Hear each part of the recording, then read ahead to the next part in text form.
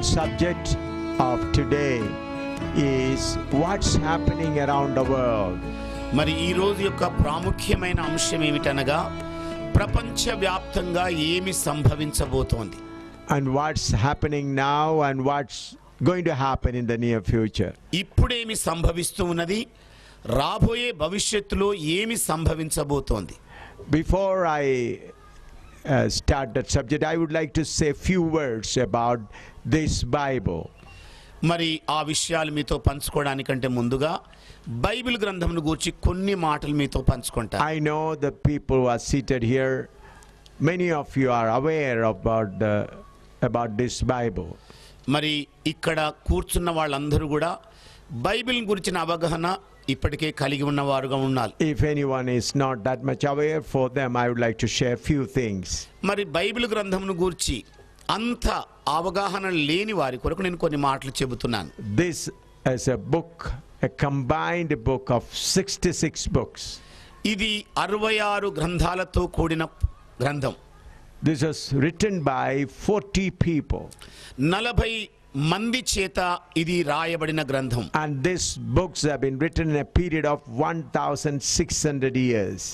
మరి 1600 సంవత్సరాల కాలం ఈ బైబిల్ గ్రంథాన్ని రాయడానికి పట్టింది. These 40 people, they did not discuss with each other. They in their own place written this book.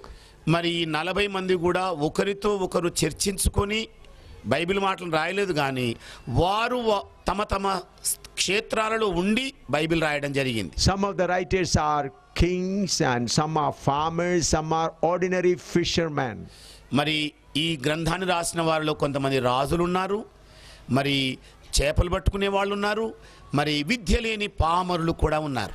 And educated people, highly educated people are also written this. మరి అత్యున్నతమైన విద్యార్హతలు కలిగిన వారు కూడా ఉన్నారు. Though those days they written these books and those days there were no paper, no printing machine, so they written on leather or on papyrus and something like that. మరి ఆనాటి దినాల్లో వాళ్లకు ముద్రించే ముద్రణాలయాలు కానీ మరి పేపర్లు కానీ మరి ఇంకు లాంటి అవసరాలు లేవు గనుక వాళ్ళు చర్మపు కాగితాల మీద పాపిరస్ వాటి మీద వ్రాతలు రాయడం జరిగింది. Whenever they written, they put it in a mud pot and some of them kept it in the cave, some of them left it in their small mud houses. మరి ఇలాగ రాయబడిన ఈ చర్మపు కాగితాల చుట్టలను వాళ్ళు మట్టి కుండలో పెట్టి దాయడం కానీ, చిన్న గుహల్లో దాయటం కానీ, లేకపోతే చిన్న చిన్న గదుల్లో భద్రపరచడం కానీ జరిగింది. When earthquakes came, flood came, many of these things were buried. మరి భూకంపం వచ్చినప్పుడు, జలప్రలయం వచ్చినప్పుడు ఇలాగ రాయబడిన రాతలు సమసిపోయినాయి. Scholars who were in search of old civilization began to excavate some places. మరి విద్వాంసులైన వాళ్ళు, ప్రాచీన నాగరికతను తవ్వి తెలుసుకున్న వాళ్ళు కొన్ని విషయాలను బహిర్గతం చేయడం జరిగింది. So they did not carry out excavation to get this book, but they wanted to know what was the civilization, earlier civilization. మరి గ్రంథ రచన కొరకు వాళ్ళు మరి ఎక్కువ సమాచారం సేకరించలేదు, కానీ మరి ఆనాటి దినాల్లో ఉన్న విషయాలను మరి తెలియజేయడానికి ప్రయత్నించారు. How people lived, what they used, therefore they carried out excavations.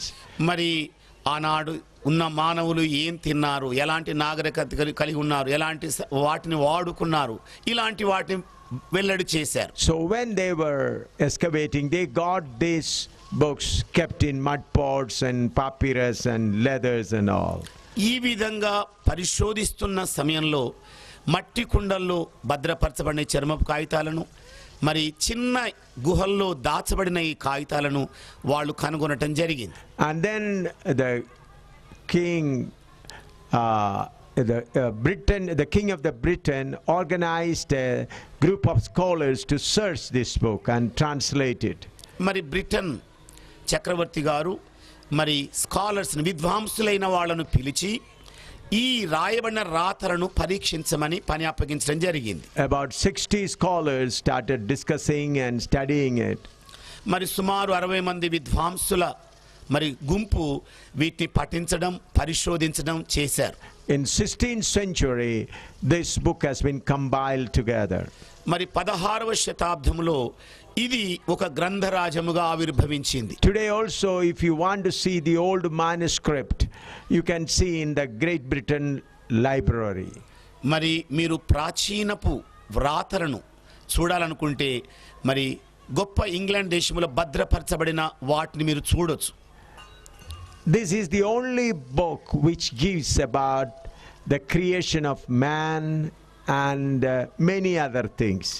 మరి ఈ గ్రంథం ఒక్కటే మానవుని యొక్క సృష్టిని గూర్చియు ఇతర సంగతులను గూర్చియు విపులంగా తెలియజేసే గ్రంథం. This is the only book which gives how different languages have come. మరి ఈ గ్రంథమే నానా రకమైన భాషలు ఎలా ఆవిర్భవించాయో తెలియజేసే గ్రంథమై ఉంది. How sin entered into the world. మరి పాపము ఏ విధముగా లోకములోనికి ప్రవేశించింది. And this is the only book as clearly mentioned about the future of the world. మరి ప్రపంచం యొక్క భవిష్యత్తును గురించి బాగా తెలియజేసిన గ్రంథం ఇది ఒక్కటే. And what today what's happening, day by day what's happening, everything is according to this word of God. మరి ప్రస్తుతం ఏమి సంభవిస్తుందో రోజు రోజు ఏమి సంభవిస్తూ ఉన్నదో అన్నింటినీ తెలియజేసే సంగ్రహ గ్రంథం ఇది. About 3/4 of the prophecies written in this word of God has been already fulfilled. మరి దీనిలో రాయబడిన మరి ప్రవచనాలన్నీ మూడో వంతు పూర్తిగా నెరవేర్చబడినాయి. And the remaining are being fulfilled.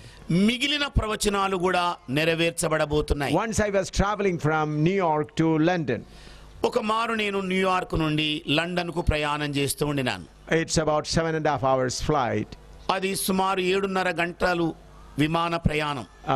It was in a British Airways flight. People were enjoying drinks and everything they used to give in the aircraft. మరి air craft లో కూర్చున్నప్పుడు బ్రిటిష్ ఎయిర్ లైన్స్ వారు మరి త్రాగటానికి మరి చల్లటి పానీయాలు తర్వాత తినటానికి స్నాక్స్ వగైరా ఇస్తూ ఉండిన సమయం అది. Some people were taking drinks. కొంతమంది ఏమో త్రాగుతూ ఉండినారు. But I was reading the word of God. నా మట్టుకైతేనేమో నేను బైబిల్ గ్రంథాన్ని చదువుతూ ఉండినాను.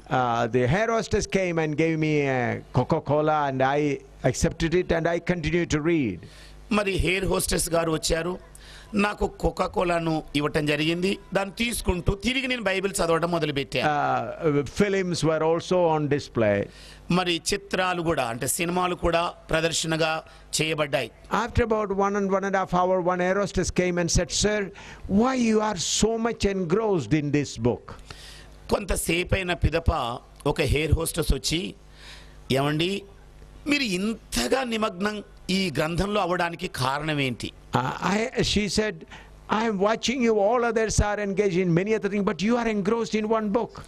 మరి ఇతరులందరినీ చూస్తేనేమో ఆయా కార్యకలాపాల్లో మునిగారు, మీరైతేనేమో పూర్తిగా ఈ గ్రంథంలోనే నిమగ్నమయ్యారు. కారణం ఏంటి? I said, because on those days in New York, the great discussion about ozone layer was going on. మరి ఆనాటి సమయంలో ఇంగ్లాండ్లో న్యూయార్క్ లోనండి ఓజోన్ పొర గురించిన చర్చ జరుగుతూ ఉండేది. So I said, these days the hot news is about ozone. I am just trying to find out where it is written in the word of God. ఇదిగో ప్రస్తుతం చర్చాంశమైన ఓజోన్ పొరను గురించి బైబిల్ గ్రంథంలో ఎక్కడ ఉందా అని నేను పరిశోధిస్తూ ఉన్నానని చెప్పాను. Then she said, she was from Australia. ఆవిడేమో ఆస్ట్రేలియా దేశస్తురాలు. She said, is it written in the Bible? ఏమండి ఆ విషయం బైబిల్ గ్రంథంలో రాయబడిందా మరి? And through that we began to discuss about Bible and life. ఇక ఆ మాట మొదలుకొని బైబిల్ను గురించి జీవితాన్ని గురించి చర్చించుకోవడం మొదలుపెట్టాం. It is 7.5 hours flight.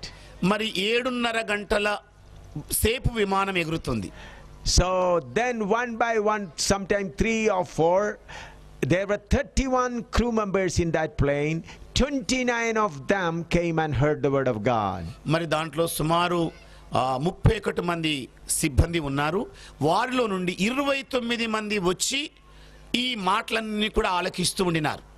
Group by group they came and discussed with me.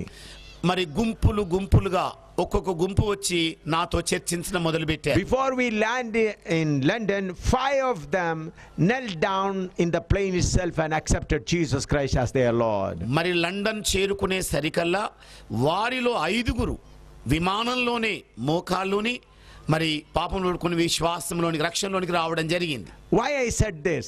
ఎందుకు నేను ఈ మాటలు మీతో చెబుతున్నాను? This book is not the story of an old man. ఏదో ముసలమ్మ చెప్పిన కథ కాదు ఈ బైబిల్ గ్రంథం. This is not an imagination or vision of some individual. ఏదో ఒక వ్యక్తికి ఊహాజనితంగా వచ్చిన ఉద్దేశం కాదు, లేకపోతే ఏ తలంపు కాదు. Though it is written by 40 people in the period of 1600 years, it appears that this book is written by one person. మరి 40 మంది చేత రాయబడి 1600 సంవత్సరాల వరకు కాలం తీసుకొని పూర్తి చేసిన ఈ బైబిల్ గ్రంథం ఒక్కడే వ్యక్తి రాసినట్టుగా ప్రస్ఫుటమవుతుంది. Some people, some educated people said no one will read this Bible after some years.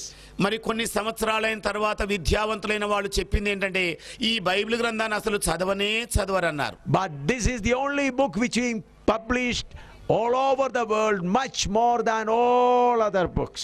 ఇతర గ్రంథాలన్నింటికంటే బైబిల్ గ్రంథమే ప్రపంచవ్యాప్తంగా అత్యధికమైన సంఖ్యలో ముద్రించబడి చదవబడుతున్న గ్రంథం. I praise and thank God for this book.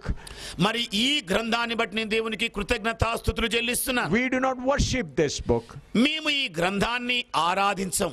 And several times some people take away the copies of this Bible and in front of our eyes they burn it. కొంతమంది ఇలాంటి Bible గ్రంథాన్ని తీసుకొని చూస్తూ ఉండగానే దాన్ని కాల్చివేస్తూ ఉన్నారు.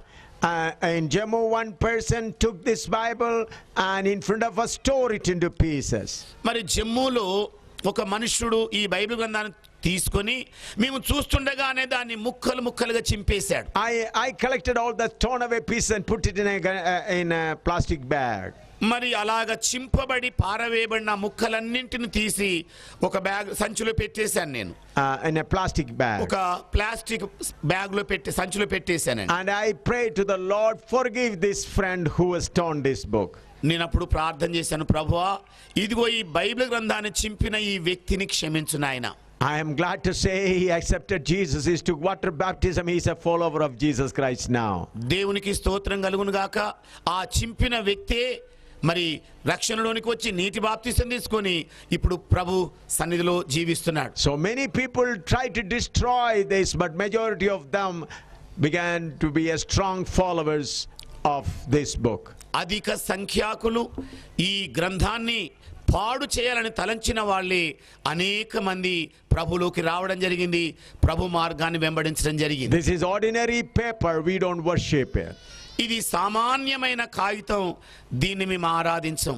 But the words written in this are from God. కానీ ఈ కాగితాల మీద రాయబడిన మాటలు దేవుని నుండి వచ్చినవి. All the scientific inventions and what's happening today politically, geographically, it's all according to this word. మరి శాస్త్రీయంగా భౌగోళికంగా ఏవేవైతే పరిశోధనలు చేసి కనుక్కుంటున్నారో ఆ సంగతులన్నీ కూడా ఈ బైబిల్ గ్రంథంలో రాయబడినాయి. Trusting in the grace of God tonight.